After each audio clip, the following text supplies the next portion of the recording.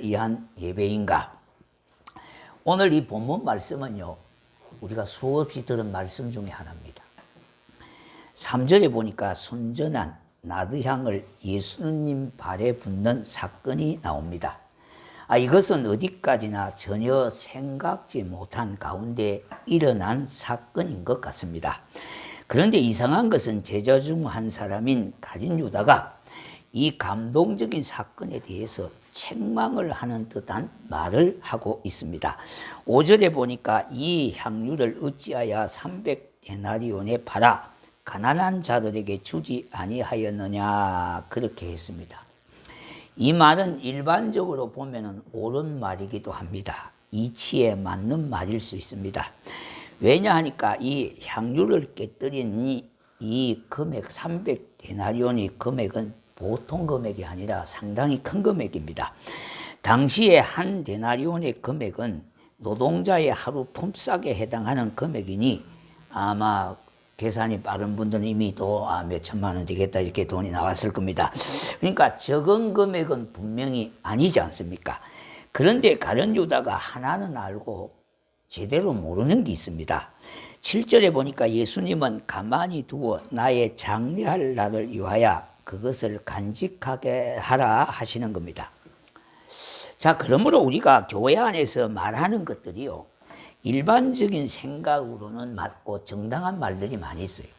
그런데 신앙적인 입장에서는 답이 아닌 것들이 너무 많다 이 말이에요.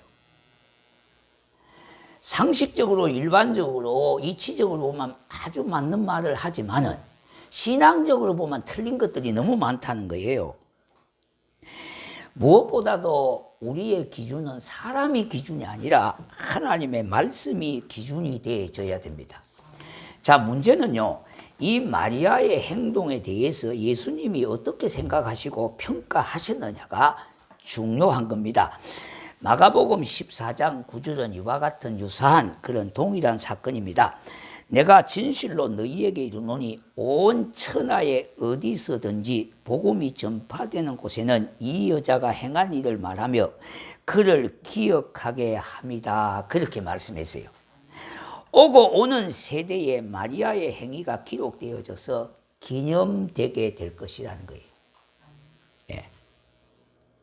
우리가 성지 순례를 가다 보면 성지에 마리아 기념교회들이 많이 있습니다.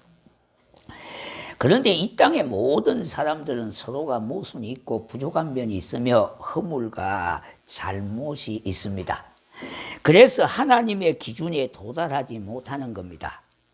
그러므로 나와 다른 사람 사이에는 하나님의 말씀이 개입되어져야 돼요. 우리 죄악된 인간은 서로가 절대 하나가 될 수가 없어요. 부부도 참 가까이 있는 것 같지만 머나먼 당신이 될 수도 있고요. 그런데 거기에 하나님의 말씀이 개입되어져야 주님 안에서 하나가 되어질 수가 있어요. 그래서 말씀이 개입되어져야 돼요. 이와 같은 때에 이와 같은 일에 우리 주님이 어떻게 말씀하실까? 그것을 우리가 먼저 생각하셔야 된다 이 말입니다. 그러므로 내 지식이나 판단이 전부가 아니라 나도 허물이 있고 부족한 사람이기 때문에 틀릴 수가 있다고 하는 것을 인정하는 것이 신앙이에요. 우리가 나이가 많이 자꾸 이렇게 들고 연세가 이렇게 많아지면은 남는 거는 고집밖에 안 남는다 그래요. 그러니까 틀리는 것도 계속 주구장창 뭡니까? 맞다고 얘기하시면 안 돼요. 내 생각도 내 지식도 얼마든지 틀릴 수 있다고 하는 것을 인정하는 것이 신앙이라는 겁니다. 그런 면에서 예배는 내 자신을 만족시키는 것이 예배가 아니에요. 오늘 이 본문에서도 말씀했듯이요. 2절에 우리 한번 보겠습니다. 자, 2절에 보니까 뭐라고 나옵니까? 2절요, 시작요. 거기서 예수를 위하여 잔치할 새에 됐습니다. 누구를 위해 잔치해요? 예수를 위해서 잔치하는 거예요. 우리가 예배를 드릴 때에 나를 위해서 예배를 드리는 게 아니에요. 예수님을 영화롭게 하고 그분을 높이시는 예배를 드리는 거예요. 바로 이 잔치는 예수님을 위한 잔치였기 때문에, 그러므로 우리의 예배는 내 자신이 흡족하게 기준으로 은혜를 받았어요. 내 자신의 기준으로 볼 때 오늘 목사님의 말씀이 좀 내게 괜찮아, 좀 뭔가 나에게 도움이 돼, 이것으로 기준을 삼고 은혜를 받았다고 하는 것은 참된 예배가 아니라는 겁니다. 여러분, 대단히 우리가 중요한 문제니까 착각하시면 안 돼요. 인간적인 기준으로 참된 의미의 예배가 아니라는 거예요. 여러분들이 목사님에게 가장 큰 기대는 뭡니까? 하나님 말씀대로 가르쳐 달라는 것이 가장 중요한 기대이기. 그런데 하나님 말씀대로 이렇게 하면은 이 말씀이 뭡니까? 내 심령 속에 새겨지지 아니하고 반대로 이렇게 막 부딪혀 돌아오는 것들이 많아요.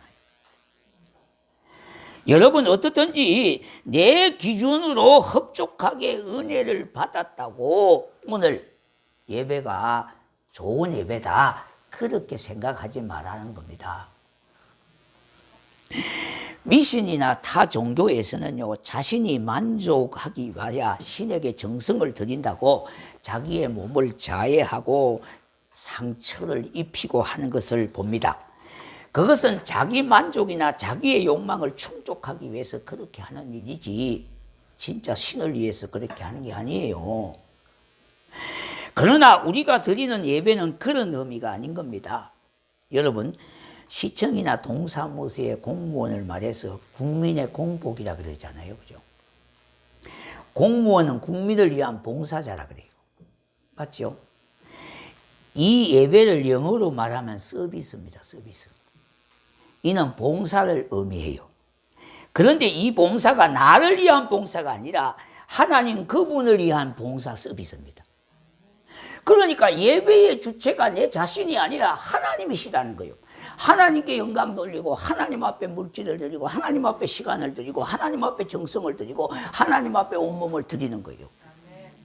예. 그러므로 먼저 예배의 중심이 우리에게 있는 것이 아니라 하나님께 있습니다. 그럼 우리 예수님은 우리의 예배를 받으시고 그냥 입 싹 닫고 가만두시는 게 아니에요. 자, 3절에 보니까 향유 냄새가 집안에 가득하게 하시고 그랬어요. 모두가 흡족하게 향내를 맡게 해 주셨다는 거예요. 그리고 또 한 가지는요, 우리가 드리는 예배의 중심은 장소가 아닌 것입니다. 마태복음 18장 20절에 보니까 두세 사람이 내 이름으로 모인 곳에는 그들 중에 있느니라 하셨습니다.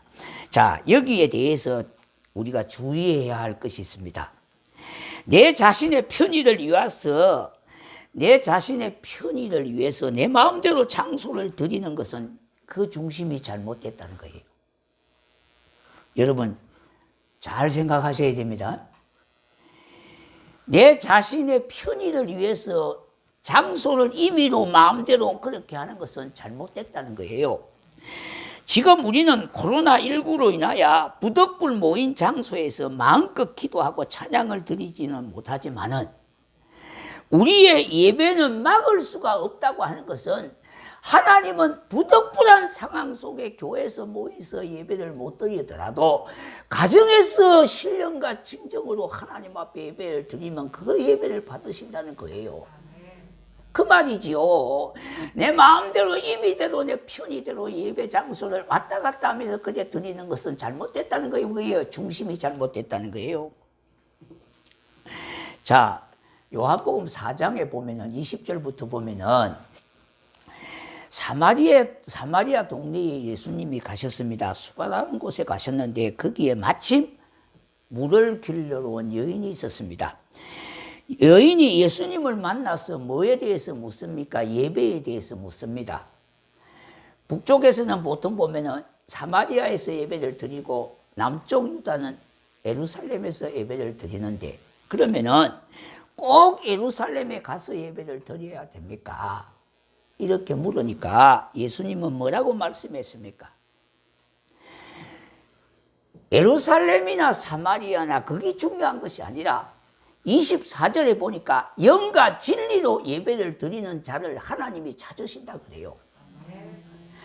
여러분이 이곳에 와서 예배를 드리는 것은 1차적으로 잘한 일이지만 여기서도 영과 진리로 예배 드리는 자를 하나님이 찾으신다는 거예요. 그 말입니다. 그러니까 이거 잘못 인용하시는 분들이 많아요. 이걸 갖고. 자, 우리 말씀은 부둣불 어디서든지 어떤 환경에서든지 드려지는 예배를 받으신다는 그런 뜻이지요. 그러니 내 마음대로 장소를 정해서 드리는 것이 아니라는 거예요. 그러므로 예배의 중심, 첫째로 바른 태도와 자세인데요.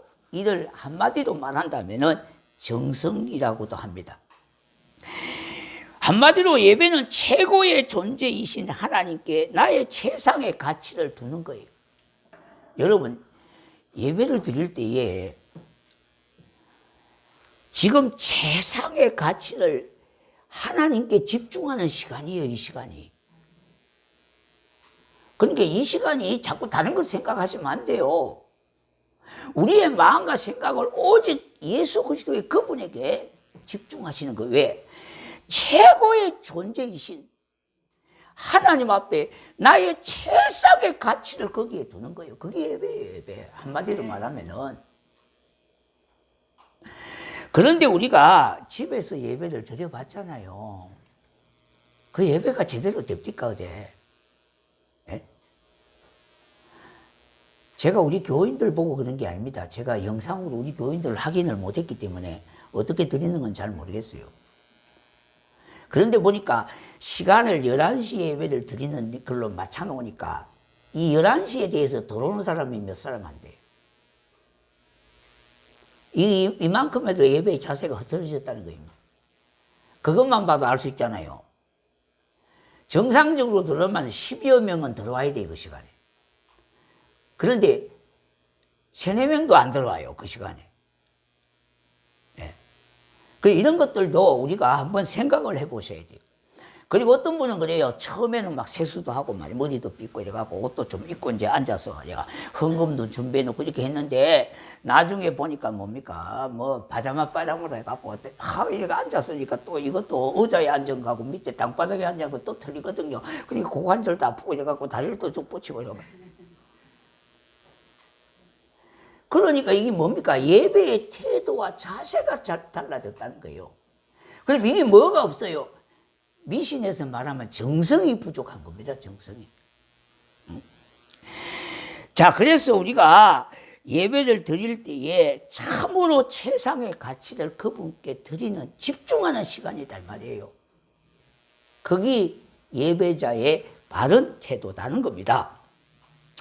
자, 두 번째는요. 재능과 은사대로 아름다운 조화를 이루는 거예요. 교회에서 봉사의 일들을 내가 혼자 하는 것이 아니에요. 교회에서 그래서 봉사를 할 때도 내가 혼자 다 하는 것이 좋지를 않아요. 여러 분야에서 함께 하는 것이 중요하다 이 말입니다. 우리가 보면은 교회 일을 많이 하는 사람들의 치명적인 문제는요. 자기와 같이 하지 않으면 틀렸다고 하는 생각을 많이 합니다.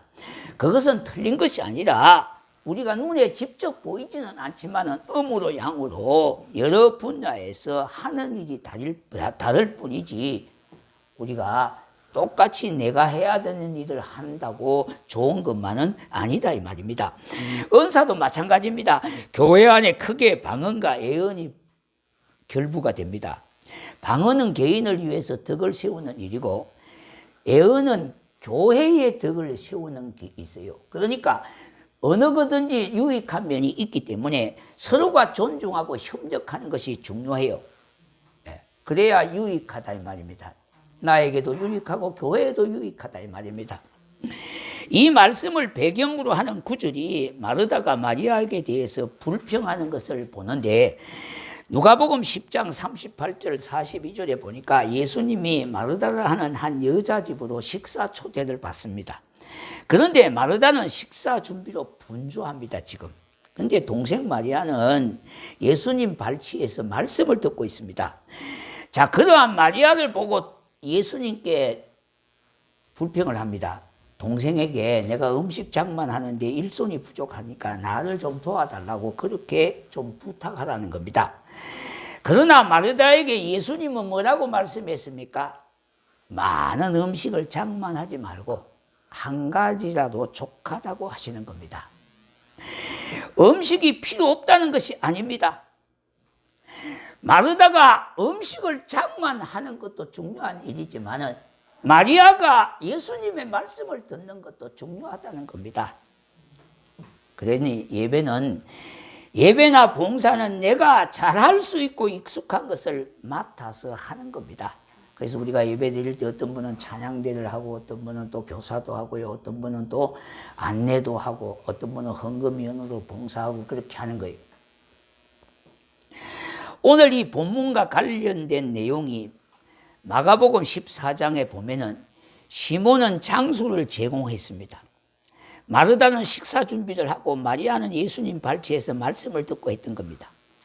서로가 잘하는 것으로 서로가 서로를 위하여 협력하고 봉사하는 모습을 봅니다.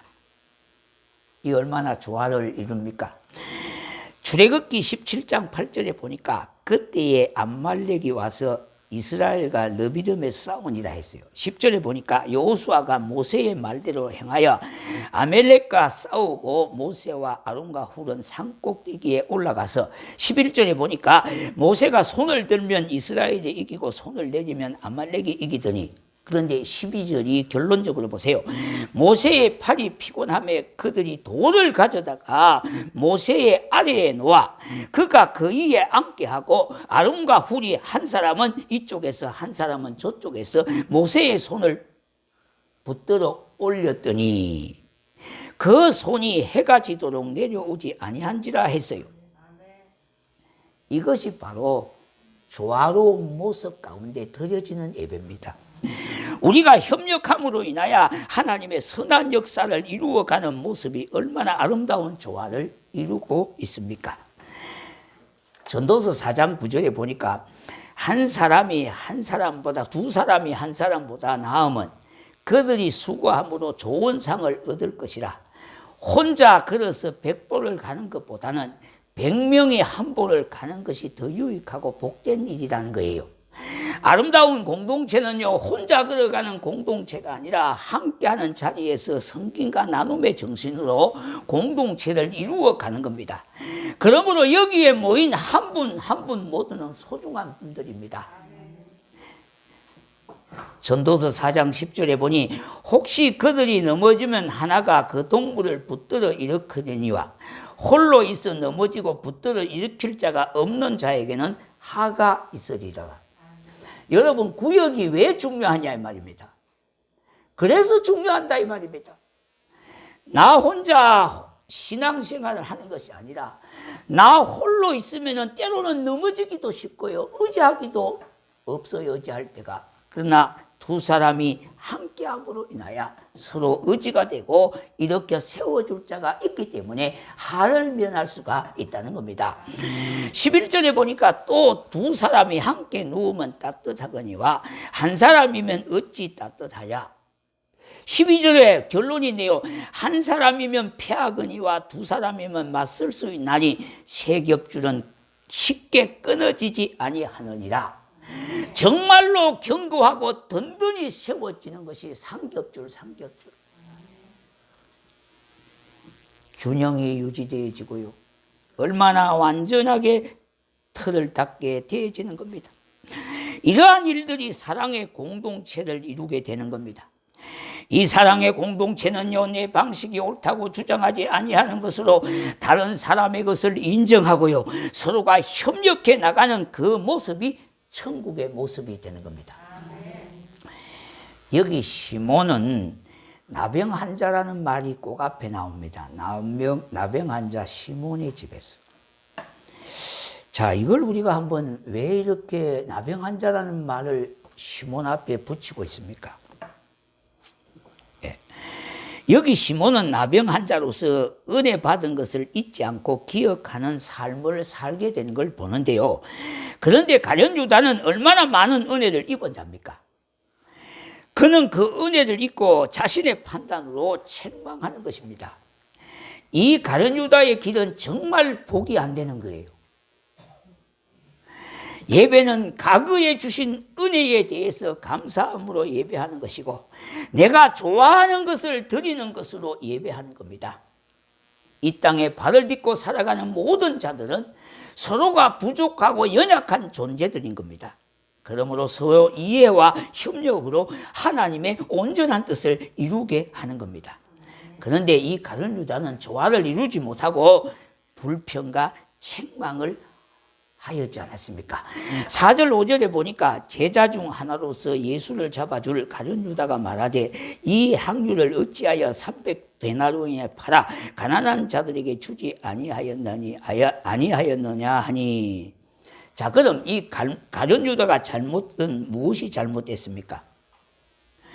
자기 생각 외에 다른 것은 없다고 생각하는 것과 겉과 속이 다른 일이라는 겁니다. 우리가 교회 안에도 겉과 속이 다르게 말하는 분들이 얼마든지 있을 수 있습니다. 진짜 겉과 속이 다르면 안 되잖아요. 그죠?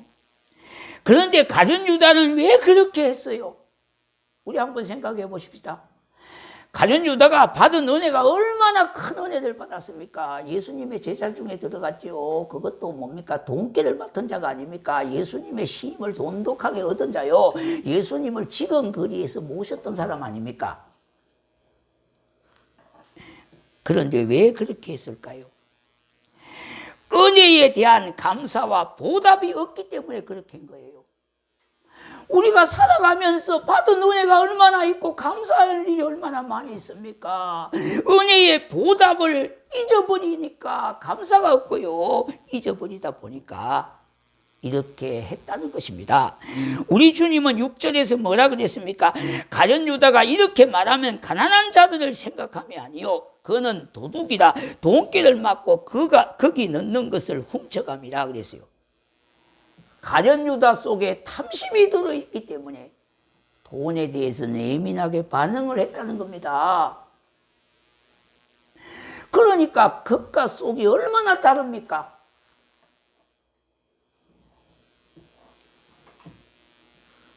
사람은요, 누구든지 자신의 기준이 틀릴 수도 있고 잘못된 경우가 있다는 것을 꼭 기억하셔야 돼요.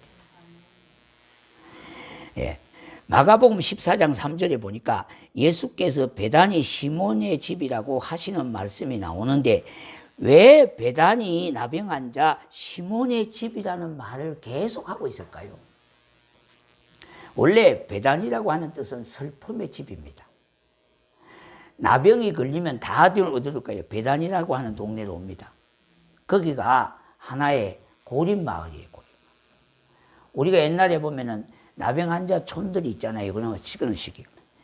그러니까 슬픔의 집이에요. 다 그런 분들이 와서 사는 데가 격리되어서 사는 데가 베단이라고 하는 동네예요.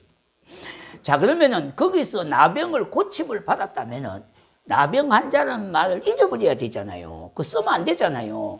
상식적으로 그렇게 쓰는 것은 비인격적인 것이고 인격을 모독하는 일이 아닙니까? 그런데 왜 예수님께서 나병 환자 시몬의 집이라고 말씀하셨을까요? 그는 나병에서 고침을 받은 것은 분명합니다. 그렇다면 베다니를 떠나야 될 것 아닙니까?